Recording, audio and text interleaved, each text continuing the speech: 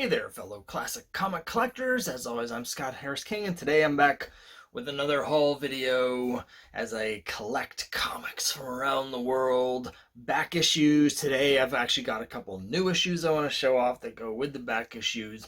And also today, so it's been a little while. I took a bit of a hiatus from eBay. It's been a little while since I bought things, so I've had a little pile of back issues that have been unopened for like a couple months now.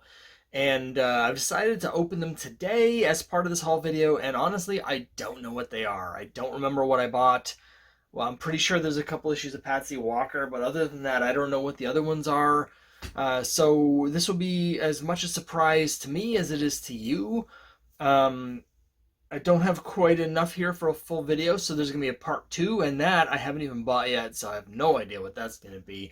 But let's jump right into it. The first thing I want to show off is actually some newer stuff that I got off a Kickstarter. I love getting things off a Kickstarter because there's so many cool projects that you just wouldn't see otherwise. And the one that I was really excited to get was this here. It's called Maybe Someday, Stories of Promise, Visions of Hope. And it was the second anthology. The first one I got as well, called All We Ever Wanted, Stories of a Better World. These are science fiction anthologies, but there's this movement going on right now in science fiction. I forget what it's called, but there's a specific type of science fiction story where instead of doing these dark dystopian horrible futures, the stories are all set in sort of positive, uplifting, hopeful futures. I really wanted to support that idea, and so I picked these up off of Kickstarter. I'm really excited. I read the first couple stories, and they were pretty cool.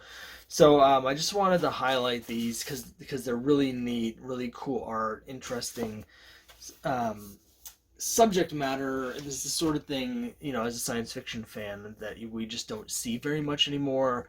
It harkens back in some ways to the original Star Trek, the original series, where there was a hopeful future. And I get so tired of everything is just grim dark all the time. So I was really excited to get those. I also got another book that I wanted to show off, and I'm re-recording this section for reasons that will become clear. I got this book at the end of November from a Kickstarter campaign.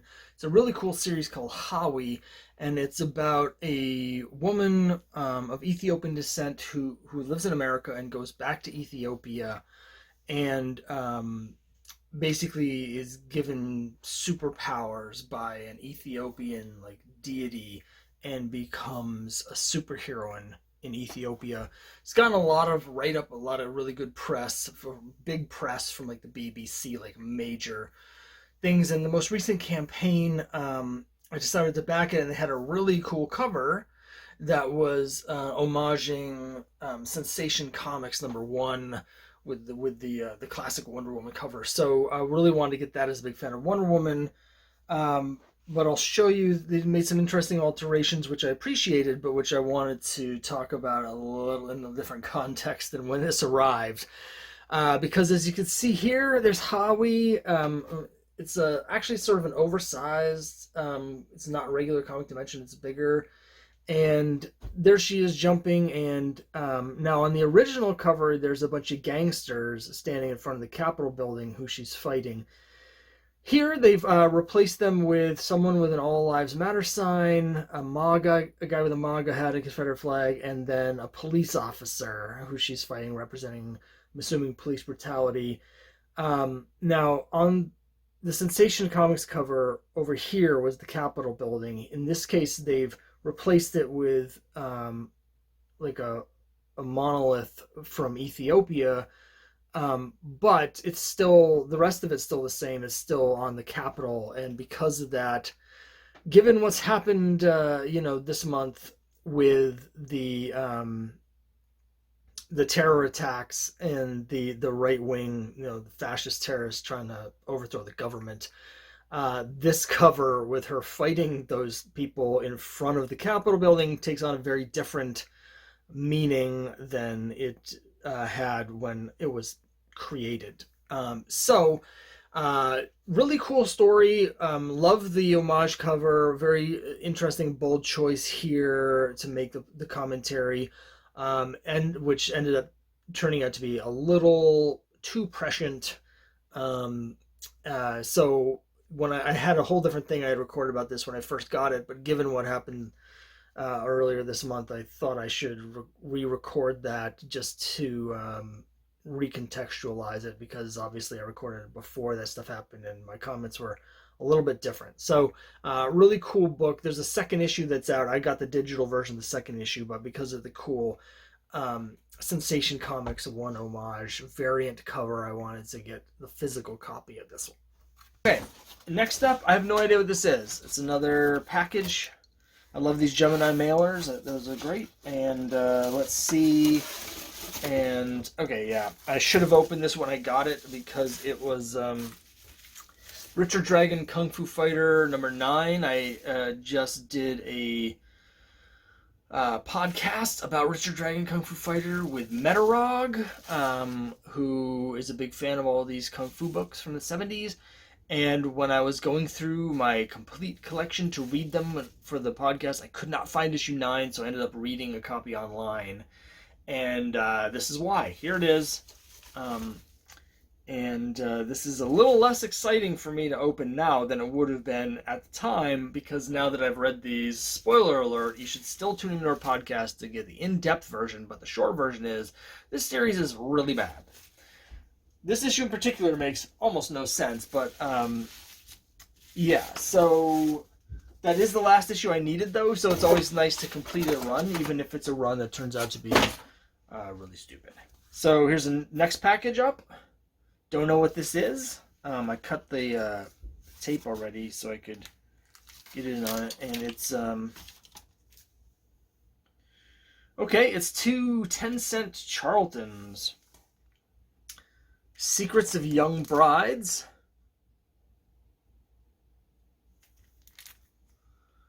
Mine is a strange story, a story of fear and anguish, a stretch of time in my life when I was in a blind spot. This is during the era where they have these horrible ads that mess up the covers. This was part of a deal. This is the one that I really wanted here. With the happy couple making out on the beach. And she's saying, "Oh, Jeff, if only we could always be as happy as we are now." And he's saying, "We will, darling, we will. Wait and see." It's just a cool...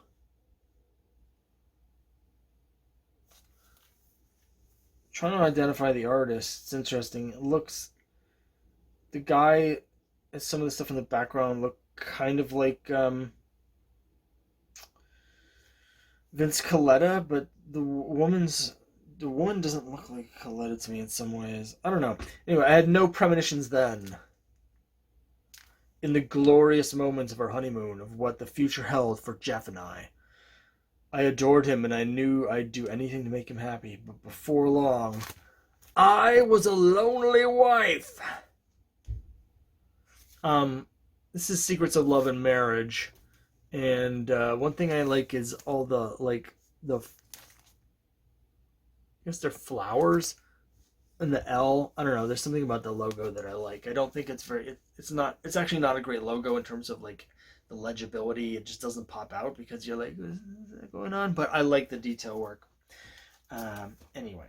So next up, we've got, I think the next 2 issues are both going to be Patsy Walker, but let's see. Oh. Yeah, okay, so... okay, hold on. Give me a hot second here. Okay, and to close this one out, I've just gotten into things here. I'm recording this a little bit later than the other ones, but here we are, just after Christmas. I've got 2 cool things to close this out. Ready for the first one. Longtime viewers will recognize the significance of this. Yes, it is. Patsy and Hetty, Career Girls, number 103. Cool cover, the big distraught Patsy head, and then the several panels of pure drama. Drama, romance, thrills, You'll find them all in Love's Finest Hour. So I've been picking these up for a while, pretty much since I started doing these videos at the beginning of 2020. I started collecting these, and this is the last one I needed to have all of the Career Girls era, which begins in Patsy and Hetty number 95, the issue where they graduate high school. So I have now Patsy and Hetty 95 to 110, which is the last issue, and also I have Patsy Walker 116 to 124. Those are all the issues that take place post-graduation. And so now I can actually sit down and read the whole soap opera era saga. As I've mentioned a few times with Patsy and Hetty 95, they graduate from high school after having been in high school, like Archie, for almost 20 years. Suddenly they graduate and they're off in the real world, and it turns from this Archie-esque teen humor book into a soap opera romance drama book, right? So I'm really excited to dig into those, particularly because there's a whole groundbreaking Vietnam storyline. So not only can you expect to see a Patsy and Hetty Career Girls video where I go through all 25 or 26 issues of Patsy Walker after the end of that, but it'll also finally allow me to get into my long-promised series of videos where I examine the Vietnam War through the lens of romance comics and look at how all the different publishers addressed Vietnam in their romance comics to varying degrees of success in very different ways. So I'm really excited to get into that because I really needed finish this Patsy Walker storyline in order to do that. So I'm very excited to get this. And then finally, so the people I work for are very generous. Every year they give us a big Christmas bonus that is usually in the form of an Amazon gift card. This year, as some of you know, I've been having some various health issues, so I ended up buying a lot of old man stuff, like a therapeutic pillow and like ice packs and like all this different sort of practical crap. And then I used up almost the whole Amazon gift card on all of this sort of nonsense. When I got down towards the end, I was like, I want to get something for myself. I want to get something that I really want as a Christmas present. And so I spent the last of my money on this here. It is the Walt Simonson Thor Omnibus, over 1,000 massive pages with the complete Walt Simonson run on Thor. This runs from issues 337 to 382, the whole thing collected here, plus it has Ballad of the Brave 1 through 4. This is a run that actually started me on comics. One of the first comics I ever bought was Thor 350. And I absolutely love this run. It holds up. It's one of the all-time like great superhero, great Marvel runs, all-time classic. I've had this run like 3 different times in the comic form. And each time I've ended up selling off my Thor collection. And most recently, just a couple years ago, I sold off almost a complete run of Thor. I mentioned this a couple times. I was only missing 4 issues to have the entire run, and I decided to sell the run rather than spend the money to complete the run. And my plan all along was to then repurchase these Walt Simonson issues for a 4th time. But right after I sold them, the Simonson stuff started going crazy. The first Bay Ray bill shot through the roof, and it's just so ridiculously expensive. And I decided, you know what? I keep buying and selling and buying. I've owned them all multiple times. Just this one time, instead of spending the money in the back issues, I'm just going to get this. You know, it's actually cheaper to get the omnibus or the full collection than it would have been to get a nice condition 337 at this point. So, considering how many times I've owned and sold the run, enough. I've collected it enough times. What I really want is to have it to read because I think it's a great story and it means a lot to me personally. So, very excited to get this in. Thanks so much to the people I work for getting me this Christmas present.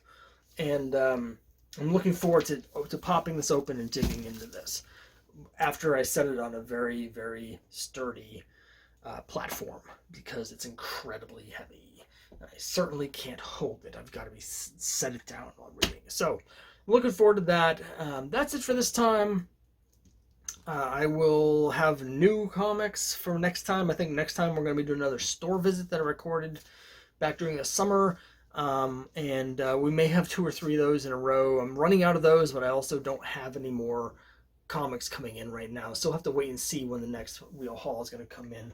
The hauls are going to start coming in a lot more once the pandemic's over, but for now I've sort of gone off the eBay purchases a little bit, and I'm just waiting for this pandemic to get done. But there will be some more haul videos coming up. I have some pre-recorded store visits. There's a great store that I visited that I think will be the next one. So thanks very much for watching, and I'm looking forward to sharing that with you, and I'll see you next time.